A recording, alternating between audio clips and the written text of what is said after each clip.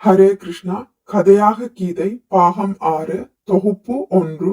பகவானை அறிய ஒரே வழி பக்தியே. ஆதாரம் ஸ்ரீ சைதன்ய பாகவதம் மத்திய காண்டம். நவத்வீபத்தில் ஸ்ரீ சைதன்ய மகாபிரபு நாம சங்கீர்த்தனத்தை ஆரம்பித்த காலம் அது.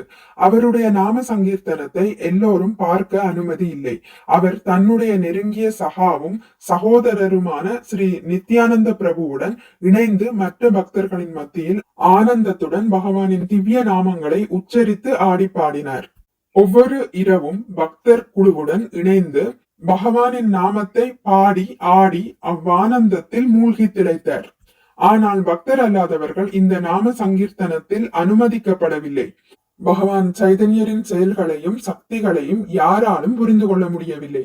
மாறாக பொறாமை கொண்டவர்கள் பகவானின் நாம சங்கீர்த்தனத்திற்கு அழைக்கப்படாததால் எல்லா இடங்களிலும் அவதூறுகளை பரப்பினர். அவர்கள் எவ்வாறேனும் நாம சங்கீர்த்தனம் நடக்கும் வளாகத்தில் நுழைய முயற்சி செய்தனர். அவர்கள் பக்தர்களை பயமுறுத்தவும் செய்தனர். அதே சமயம் நவத்வீப நகரத்தில் உள்ள நல்லோர் பலரும் அந்த நாம சங்கீர்த்தனத்திற்கு அழைக்கப்படாததால் தங்களது துரதிர்ஷ்டத்தை எண்ணி அழுது புலம்பினர்.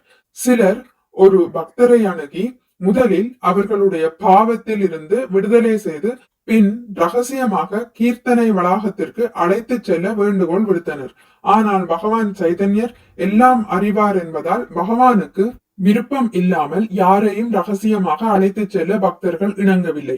ஒருமுறை தீவிரமாக பிரம்மச்சாரியம் கடைபிடிக்கும் மிக அமைதியான நேர்மையான குற்றமற்ற மாணவர் ஒருவர் பகவான் சைதன்யரின் நாம சங்கீர்த்தனத்தை காண விரும்பினார்.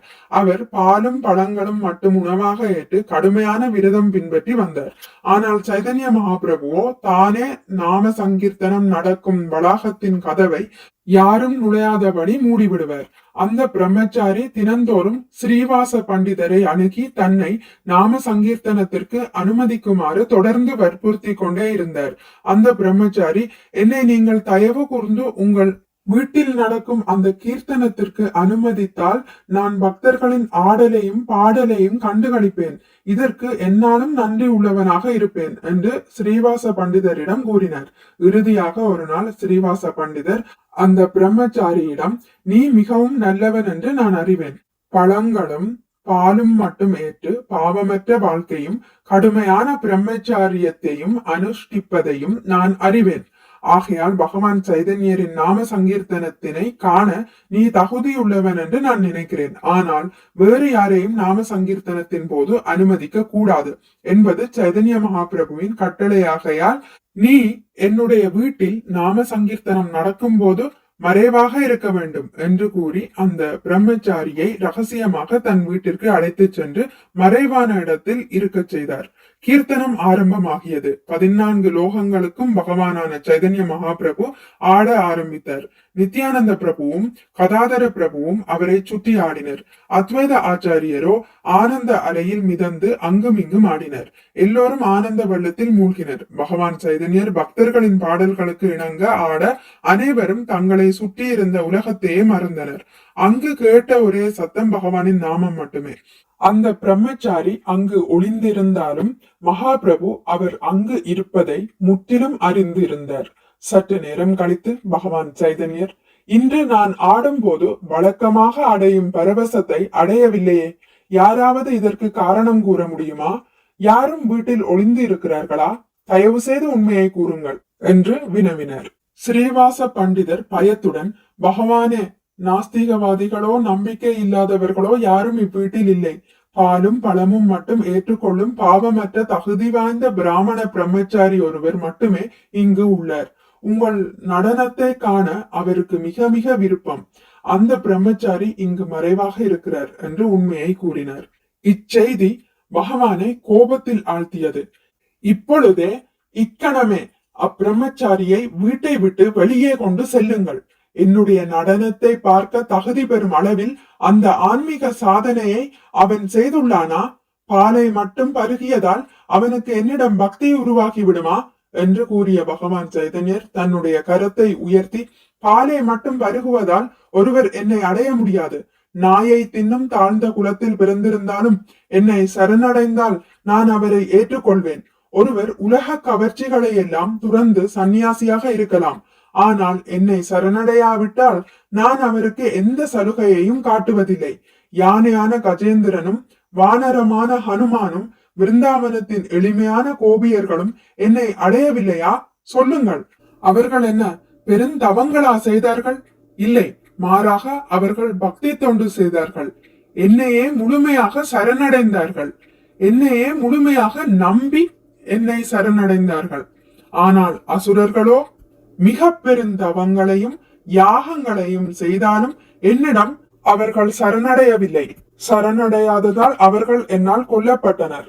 இங்கு பாலை மட்டும் அருந்தும் அந்த பிரம்மச்சாரி எல்லாவற்றையும் அசுத்தப்படுத்தி அழிப்பதை நான் விடமாட்டேன் என்று கூறினார்.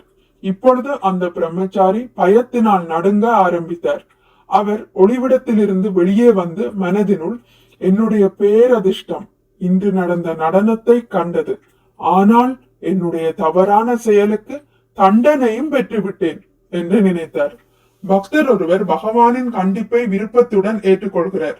இத்தகைய சிந்தனையுடன் வீட்டை விட்டு வெளியே வந்து நடக்க ஆரம்பித்தார். ஆனால் கருணை உள்ள பகவான் அந்த பிரம்மச்சாரியை மறுபடியும் வீட்டிற்கு அழைத்து வர சொன்னார். தன்னுடைய திருப்பாதங்களை அவன் தலையில் வைத்து, தபத்தினாலும் விரதங்களினாலும் சக்தியை பெற முயலாதே, பகவான் கிருஷ்ணருக்கு அன்பு தொண்டாற்று, இதுதான் அனைத்து செயல்களிலும் உத்தமமானது என்று ஆசீர்வதித்தார். பகவான் சைதன்யரின் காரணமற்ற கருணையை உணர்ந்த பிரம்மச்சாரி ஆனந்தத்தில் மூழ்கினார். பிறகு சைதன்ய மகாபிரபு மீண்டும் தனது நாம சங்கீர்த்தனத்தை துவக்க பக்தர்கள் எல்லோரும் மகிழ்வுற்றனர். இதன் மூலம் பகவானை அடைய எளிய வழி பக்தியே என்று தெளிவாகிறது. பக்தி தான் பகவானை அடைய ஒரே வழியும் ஆகும். மற்ற தவங்களும் தானங்களும் கல்வியும் வழிபாடும் பகவானிடம் பக்தியை பெற உதவாவிட்டால் வீணே. இக்கருத்தையே பகவத்கீதை 11.53-54 உனது தெய்வீக கண்களால் நீ காண்கின்ற இந்த உருவம் வேதங்களை கற்பதாலோ கடுந்தவங்களை செய்வதாலோ தானங்களை கொடுப்பதாலோ வழிபாடு செய்வதாலோ புரிந்து கொள்ளப்படக்கூடியது அல்ல. என்னை உள்ளபடி உணர்வதற்கு இந்த வழிகள் உதவாது. எனது அன்பு அர்ஜுனா, உன் முன் நிற்கும் என்னை கரப்பற்ற பக்தி தொண்டினால் மட்டுமே இதுபோன்று நேரடியாக காணவும் புரிந்து கொள்ளவும் முடியும். இவ்வழியில் மட்டுமே என்னை பற்றிய உண்மையின் இரகசியங்களிலே உன்னால் நுழைய முடியும் என்று கிருஷ்ணர் அர்ஜுனனிடம் கூறுகிறார்.